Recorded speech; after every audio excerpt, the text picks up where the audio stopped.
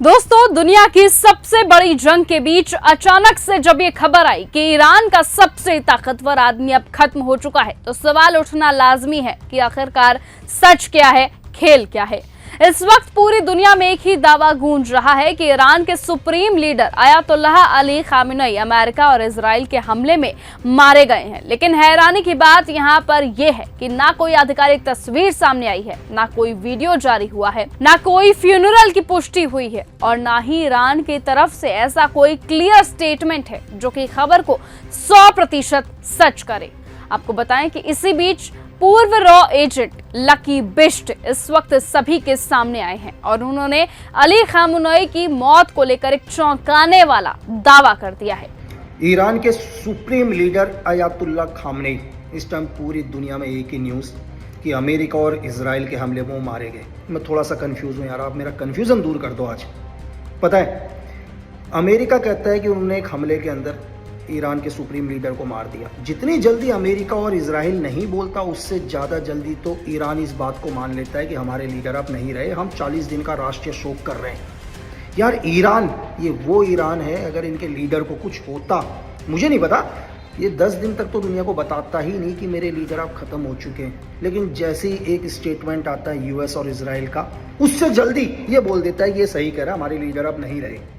और वेस्ट का मीडिया इस बात को बहुत नॉर्मली दिखा रहा है। कहीं वेस्ट का मीडिया को ऐसा तो नहीं लग रहा कि यार हमारे ट्रम्प जी ने क्या बोल दिया इतनी जल्दी। अभी तक कोई भी तस्वीर जारी नहीं करी CIA ने या मोसाद ने। चलो तस्वीरें तो मिल जाती हैं यार, तस्वीरें बनाई जा सकती हैं, लेकिन तस्वीरें कभी बोलती नहीं हैं।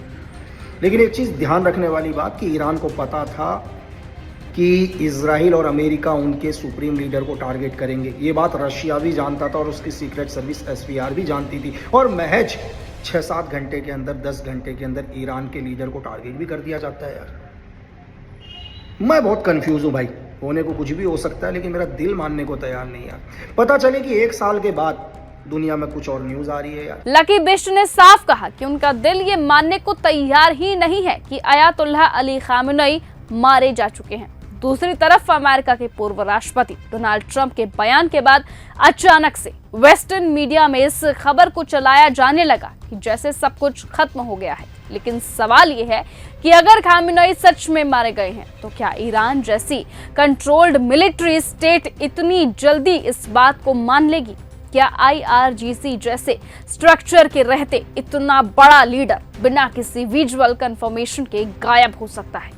और सबसे बड़ा सवाल यह है कि अगर ईरान की टॉप लीडरशिप खत्म हो चुकी है, तो फिर इस वक्त मिडिल ईस्ट में चल रहे मिसाइली हमलों को आदेश कौन दे रहा है? कौन है जो अमेरिका और इजराइल के खिलाफ रिटेलिएशन स्ट्रैटेजी बना रहा है? कुछ रिपोर्ट्स ये कहती हैं कि जिस वक्त तेहरान में कथित एयर स्ट्राइक हुई, उस वक्त खामेनी वहां पर मौजूद ही नहीं थे। जबकि कुछ ईरानी सूत्र ये दावा भी करते हैं कि उनकी सुरक्षा के लिए इंटरनेट ब्लैकआउट किया गया था ताकि उनकी लोकेशन लीक ना हो सके।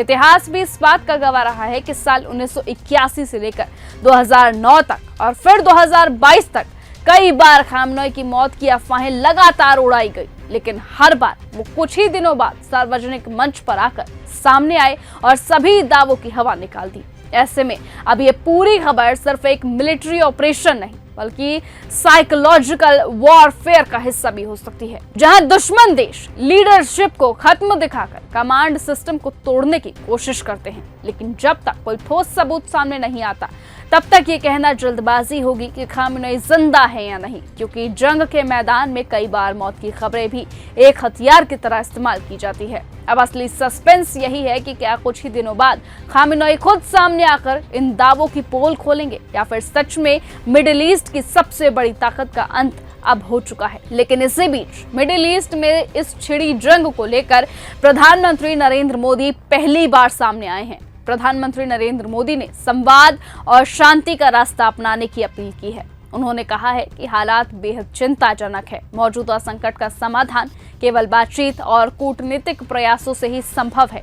इसके अलावा कोई दूसरा रास्ता नहीं है। पीएम मोदी ने कहा कि विश्व में तनाव चल रहा है, भारत शांति और स्थिरता का पक्षधर है और भारतीयों की सुरक्षा के लिए प्रतिबद्ध है।